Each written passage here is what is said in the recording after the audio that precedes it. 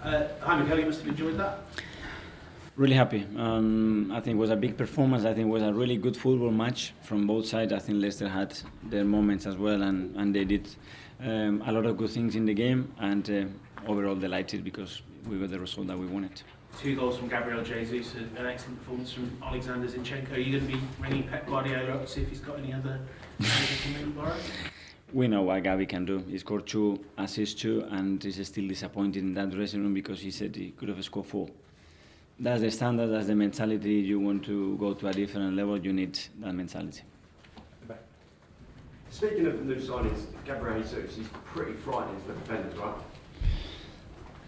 I wouldn't like to play against him. I've never been a defender, but I can imagine that they don't enjoy it. He's so mobile, so intuitive, and he's always sharp and proactive to play in any moment and any phase of the game, and he's a real threat. And the atmosphere was very, very good again within the stadium. Do you feel like the fans are as close as ever to you and the team this season? We are telling them. I think every day that we play, it gets better and better.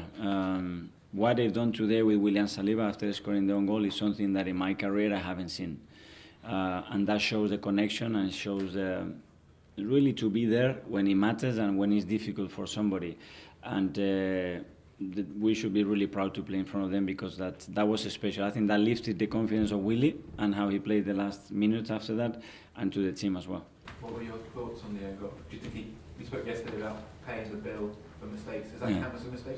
The good thing is you pay the bill, but you don't really pay because you win the football match. So it's much easier to learn when that happened. But I'm happier today than I was against Crystal Palace with him because the way he played after that, I think it was incredible.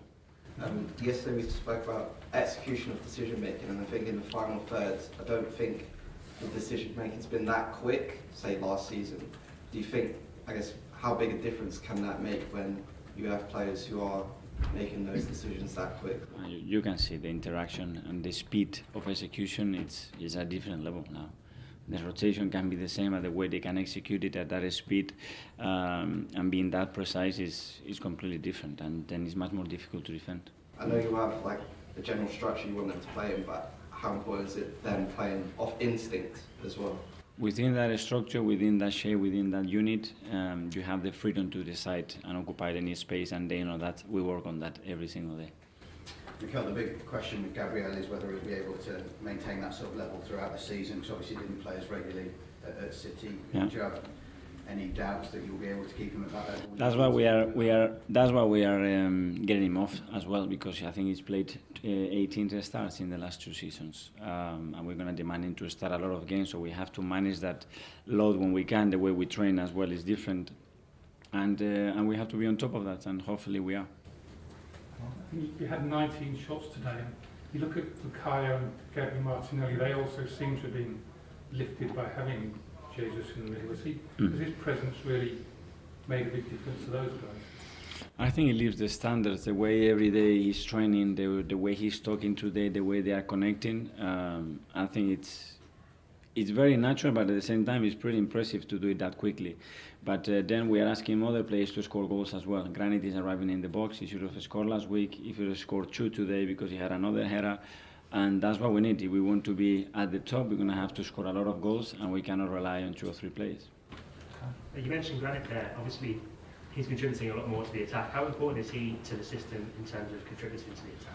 Is to play the role that we want, and Granit has certain characteristics, but we can develop other characteristics because he has the ability to do it. And when Fabio Vieira plays in that position, he will have a different role because his qualities are different, and the same with Martin. But the team has to adapt, but the players as well have to have at least playing there the eye on goal and having the feeling that I want to score. 4 at home, it's all going great, isn't it? Really happy, obviously, to start the season the way we've done it, the way we are playing as well, the goals we are scoring, and we played 2 difficult games, and we are there. But at the same time, there are a lot of things that we must improve.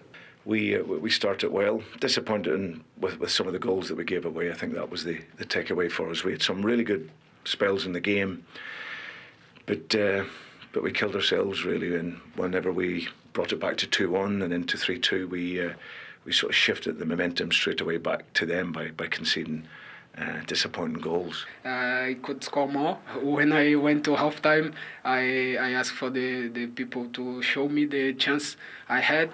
But I'm really happy, We consider goals today, but we stay in the game, focus on the game, we score more and won the game. That's the most important thing. Well, it certainly was a stunning Premier League home debut from Gabriel Jesus. As we finish with him, we might as well go straight into your analysis because it was pretty obvious what you're going to go with. Yeah, it was excellent. Last week against Palace, he didn't get his goal, but today on his home debut, he was sensational. Everything he did was just brilliant. Obviously, I've watched him a lot when he was at Manchester City, but for Arsenal, he seems a different player. He seems a lot more confident. Just look at his body position here, the way he adjusts himself to make sure when he receives it, he's got the time to hit it quickly. Going on the back post here, he just it makes a difference when you feel wanted. Exactly that. But look at this, the way Evans gets really tight to him, and he spins him, and after that, he's just so unlucky there not to get his hat trick. The pass, the move, he's got everything to the game. I think what was great about him today, he popped up in so many different positions. He was on the left. He's alert in the box, gets his assist for Xhaka, who was brilliant today as well. He's all about that give and go, and someone should be making a run there to get a goal. But his all-round game was brilliant. I loved him here. Evans didn't want to come with him this time, and it's assist for Martinelli. But I'm just happy for him because at City he gave so much in terms of work rate. He played on left, through the centre, and the right, but now it feels like he's a main man. And look at that. Touches in the opposition box, 15. And the next one is for 7 shots. Yeah. It's one more than Leicester's whole team. So great day for Jesus, really was. Yeah. Gary, you're the Leicester fan. Tell us what's happening at Leicester, because when I listen to Brendan, I can see in his voice and feel that he's not quite happy with a bit of frustration in his voice. No outfield players signed at all, and some of their big players linked with moves away. What's happening? I wish I knew, Alan. I think all Leicester fans are probably a little bit concerned, a little bit worried. There's been no movement in the transfer market. Kasper Schmeichel's gone, and they've not. It's a bit concerning. Also, I think a main worry. I mean, I can't speak for Brendan, but when you're a club like Leicester, who tend to, every time you get great players, they tend to be bought by someone else. And then you've got a situation now where you've got Tielemans, Fofana, Maddison, all speculation about them all the time. And I always think this transfer window thing that comes into play, the end of it is at the end of the first 3 or 4 weeks. For clubs like Leicester, it's a really difficult situation. If they keep all their players, Leicester will be fine. We've gone through some miracle years, and we've been punching above our weight. But I've got a feeling we're going to be back to being Leicester City. Maddison is top notch. He is. Stop trying to sell him. Shut up. Sterling's gone, but Erling's settling in nicely. Champions Manchester City face newly promoted Bournemouth, who made a winning return to the top flight against Aston Villa. The nature of the goals, especially when we were getting back into it. At 2-1, we conceded in a bad moment, and then at 3-2. So we didn't give them time to get nervous, really. But I have to say that the players kept going. We tried everything we can in the game. So lots of real good attacking moments, but probably mistakes cost us. How much are you enjoying playing number 9 for Arsenal? A lot. I was not unhappy at it. I was like, just want to play, understand the club, understand the manager, but, sometimes players want to play, and I'm the same, and here I come, train every day, me and Eddie finishing, he have a lot of quality, a lot of confidence to play as well, and then, I think Arsenal have 2 good strikers. So the Gunners maintained the 100% record. He's quite modest there, talking about their strikers starting well.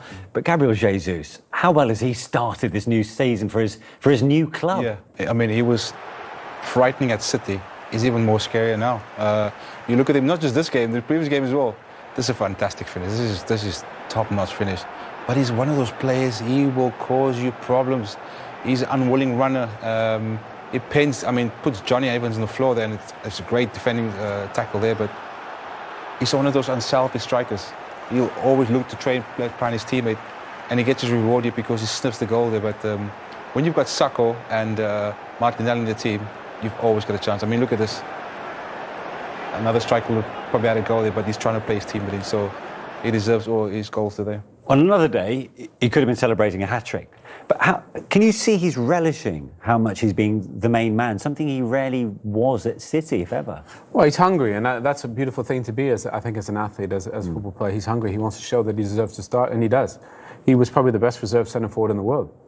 And, you know, because City had so many great options, he didn't really get to play all the time. But when he did, he played great, whether it's a centre-forward or off the right-hand side or for left. So they've got a really good one there with a great mentality. He works incredibly hard against the ball in terms of starting the press. And I think his finishing is incredibly underrated. So that could be the signing of the season for Arsenal, because they're going to be good fun to watch. They've got some great players in Ødegaard and Martinelli, as Quinny mentioned, and Saka. But he's the one that could get them over the finishing line. Interestingly, they hit back twice within 2 minutes of Leicester scoring. Is there a newfound resilience about this Arsenal team? It's always been over the years. They went missing for a while. They went missing, yeah. Since Arteta obviously had a difficult first season, but look, when you got so many good young players and Arteta's mentality, and he's trying to change the mentality, because obviously he's moved a few players on, but he's changed the mentality to be more ruthless. So when you see where they got opportunities, they put him away. What can they achieve this season? Oh, top four, definitely. That's where they want to be, and I think they'll be close. They're a good watch. They're a good side. He's a good coach, Mikel. And I just like, you know what they're building. Signing players 23 and under, technically all good players, but they added some winners in there. Zinchenko and Gabriel Jesus have been around winning sides. That culture, that's what he wants to bring in, and they've had a huge impact on the side.